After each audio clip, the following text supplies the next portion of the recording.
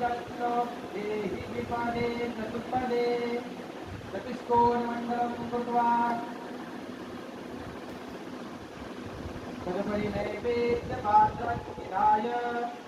गायत्रीमन्त्रेण पात्रान् सम्प्रोक्ष्य वेणुमहामृते कृत्य रासमुद्रयां प्रादर्शेत सत्यं स्वर्गेण परिचिन्तामि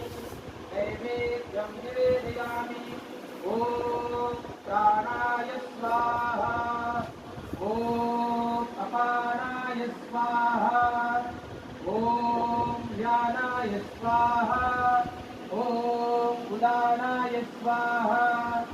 ॐ समानाय स्वाहा ॐ ब्रह्मणे नमः नैवेद्यमध्ये पानीयं समर्पयामि पुनर्नैवेद्यं निवेदयामि ॐ प्राणाय स्वाहा ॐ अपानाय स्वाहा ॐ ज्ञानाय स्वाहा ॐ उदानाय स्वाहा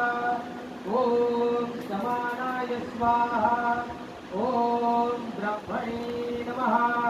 नैवेद्यं समर्पयामि हस्तप्रक्षालनं समर्पयामि मुखप्रक्षालनं समर्पयामि